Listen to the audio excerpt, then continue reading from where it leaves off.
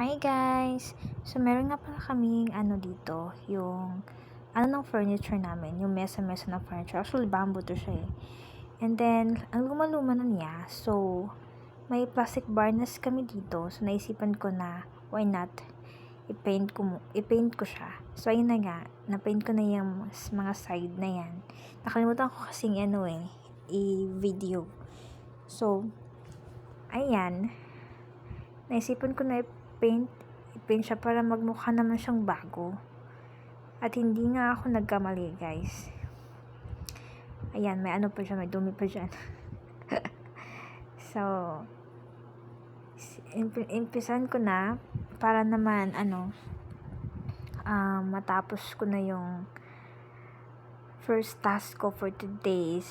Kasi, actually, mga dapat sana nagawa ko na tong nagawa ko na tong i-paint, kaso lang may iba akong ginawa. So ito nakapabor-pabor. So pagpasensyahan nyo na guys, madumi-dumi talaga tong natin.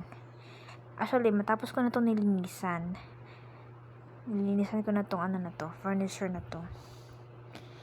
Ayan, brush lang ng konti.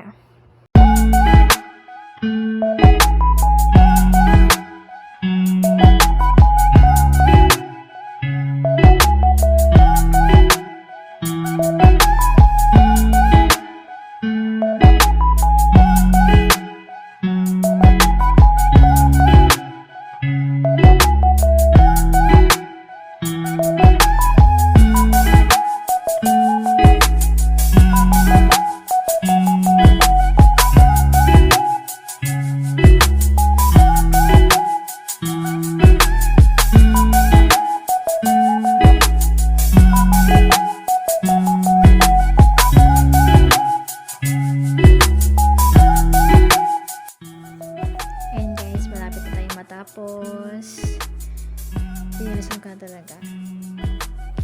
So, worth it talaga na, varnish yung ginamit ko. Ayan, ito na yung before. And, diba? At ito naman yung after.